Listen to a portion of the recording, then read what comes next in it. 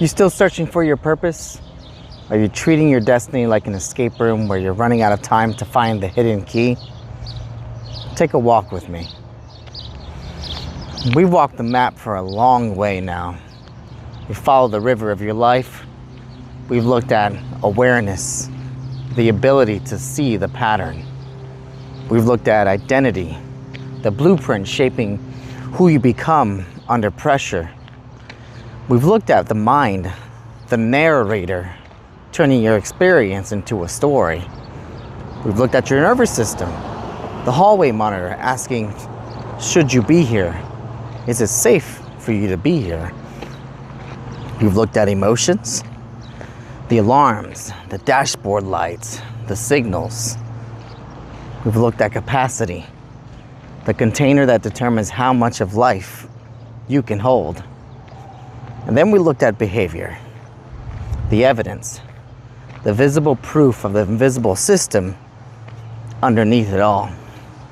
Now, today, we've arrived at the ocean, where everything comes together, the place where all of it integrates, and that is meaning. But meaning is not something you find out there in the world.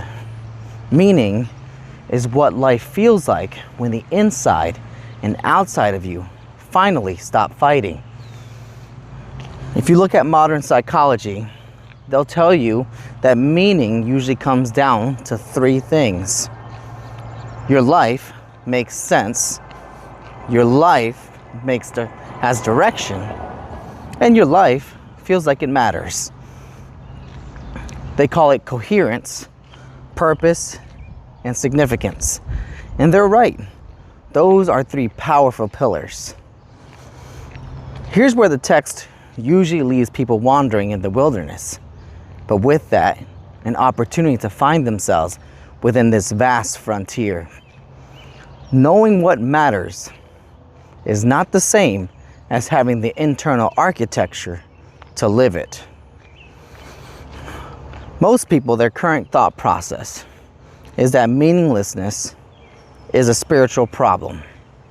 Like they just haven't found the right purpose, the right mission, the right calling, the right title, the right place to belong. I don't necessarily see it that way. I think a lot of the time, meaninglessness is not a missing treasure. It's a life out of alignment. What do I mean by that? You say you value family, but your behavior is loyal to corporate validation. You say you value your peace, but your nervous system is still addicted to the chaos of survival. You say you value honesty, but your body still treats truth like a danger. Now that friction, that hollow feeling where your life looks full on the outside, but feels disconnected on the inside, that is not always a lack of purpose. Sometimes it is a system that has fallen out of congruence. And I believe that's what a lot of the self-help skips. It tells you to live your values, to focus on what matters, to serve something bigger than yourself. But it rarely tells you what to do. And to be fair, no one person can tell you what that is. That answer is within you. It's finding that answer where a lot of it gets missed. So when your nervous system treats growth like a threat, when your identity still organizes around proving instead of belonging, when your capacity is so consumed by surviving that you don't have enough internal space to feel meaning at all, you cannot checklist your way into meaning. Meaning is not a reward for being impressive. It is not something you earn by becoming productive enough, spiritual enough, wise enough, or successful enough. Meaning is resonance. It is the hum of a life where what you believe, what you feel, what you do, and what you value are finally speaking the same language. And when they're not, you feel it. You feel it when you say yes to things your soul is tired of. You feel it when your behavior serves an image your body is no longer believes in. You feel it when your outside world is performing growth that your inside world is quietly rejecting.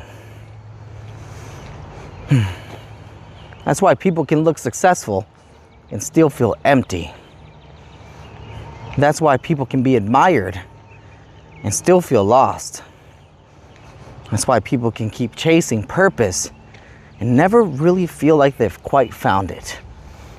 Because meaning is not hiding from you. Your life is just too divided into many different areas to hear it clearly. This was a lesson that had been beating me over the head repeatedly for decades. I kept trying to find meaning in people, places, objects, and achievements. Everything outside of myself, really. Trying for a clearly defined place in the story. And for a long time, when one thing would come to an end, I kept searching for a replacement. A new relationship with friends and lovers.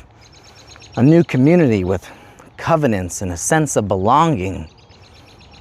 A new title that demanded respect of power. A new rank that showed my knowledge. Everything a new reason to matter. So I chased things. I chased that achievement. I chased direction.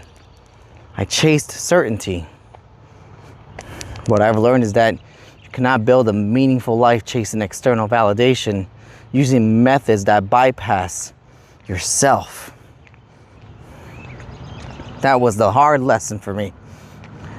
Meaning was never hiding in the next role. Meaning returned when my outside world finally started speaking the same language as my inside world. Not perfectly, but honestly. That changed everything. Because I finally stopped asking, what new thing can I attach myself to? And I started asking, what life can I live that does not require me to betray myself to maintain it? That is a different question. And it leads to a different kind of meaning. This is why meaning sits at the end of our map. It's not because it matters more than the other pillars that you see or have read upon or walked with me with. It is because it depends on them. It's what psychology calls coherence. The sense that your life makes sense. This is exactly what we've been building through awareness, mind, and identity. It is the moment your life stops feeling like random chaos and starts becoming something you can actually understand. What psychology calls purpose, direction, movement, intention shows up through your behavior. It shows up in the way your life actually moves. Not what you say matters, what your days are actually serving. And what psychology calls significance, the feeling that your life matters. It doesn't come from a slogan. It begins to emerge through your nervous system, emotions, and capacity. When your inside world and outside life stop canceling each other out, that's the bridge. Now, you can use academia, religion, spirituality, or whichever you decide to give power to describe what meaning looks like. But what we are doing with this method, what we are doing here, is how to build the internal conditions with your own power that let you actually feel it. Because, let's keep it simple. If your awareness is weak, you won't even see the misalignment. If your identity is built around survival, you will keep becoming someone yourself, excuse me there, becoming someone your deeper self does not trust. If your mind is telling old stories, you will keep mistaking familiar pain for truth. If your nervous system is dysregulated, you will be too busy surviving.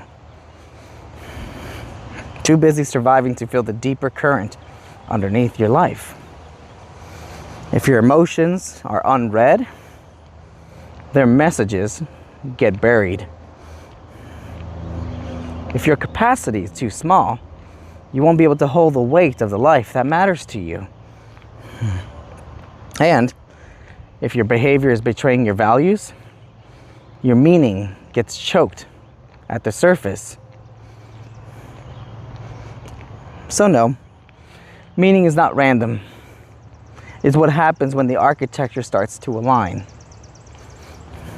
So I'm going to ask you a variety of questions, a number of things to keep in mind. Where does your outside world disagree with your inside world? Where are you performing a version of growth that your body is quietly rejecting? Where are you smiling through something your spirit is exhausted by? Where are you calling it success while your deeper self experiences it as abandonment?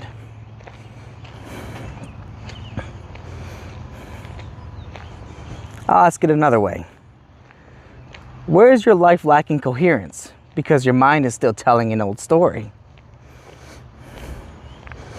Where is it lacking purpose because your behavior keeps betraying what matters to you?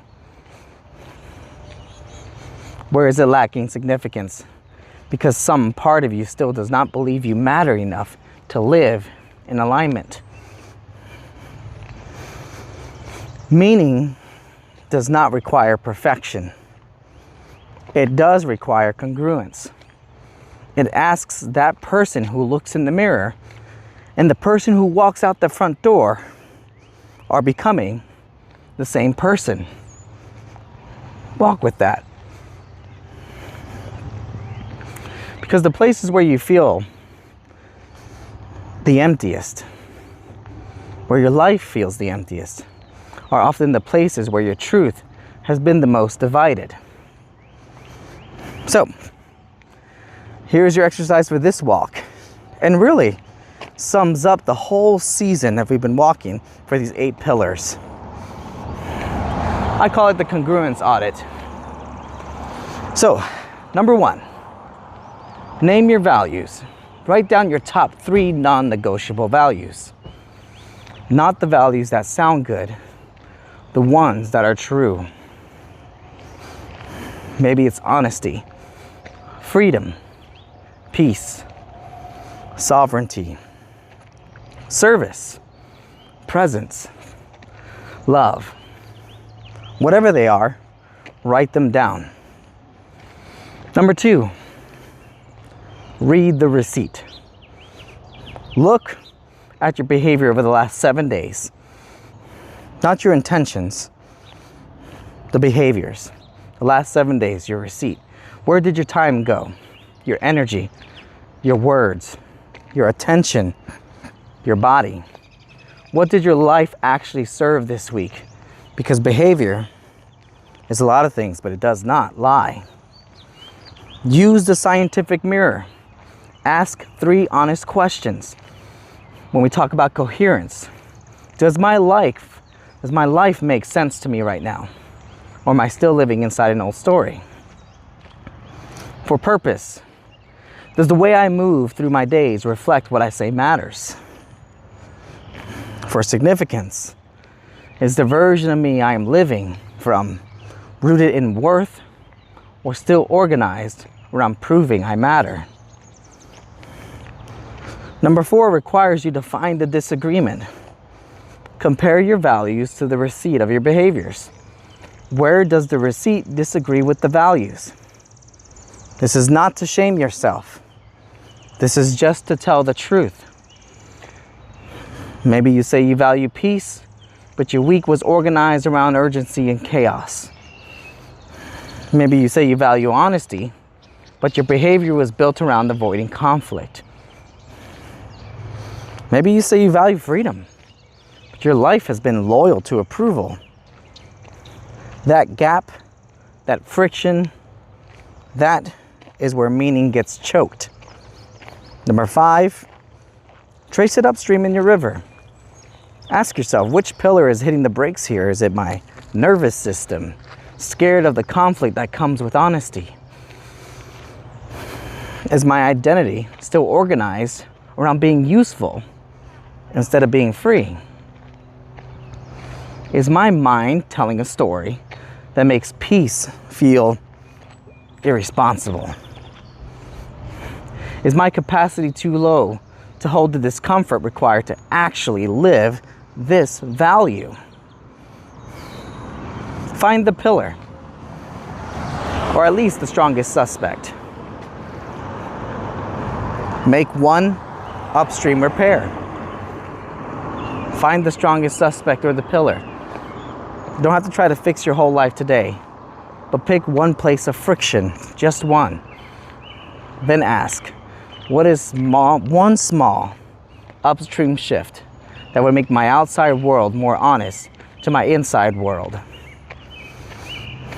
It could be one boundary, one conversation, one no, one pause, one truth, one behavior that stops betraying what matters most.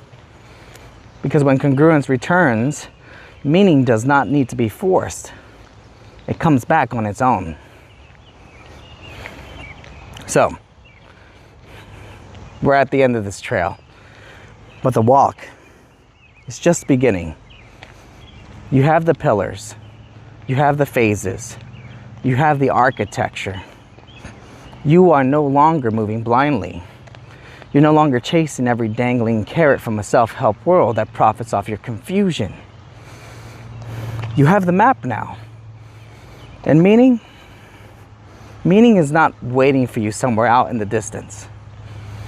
It is built every time your life becomes a more honest reflection of what is true inside you. Because the final destination was never some perfect version of you. It was congruence. It was wholeness. It was the moment your inner world and outer life finally started telling the same truth.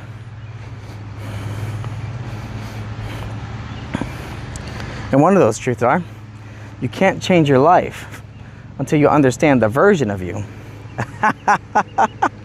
Oh, look at that. Oh, this piece of crap here it just totally lost itself. Oh, it gave up and said, hey, we're not recording here. Screw you. Come back. Oh my gosh, it's not working. This is fantastic. Here we go. You can't change your life until you understand the version of you creating it. And with this fantastic ending and how everything's been going, my name is Gio, and as always, thank you for the company.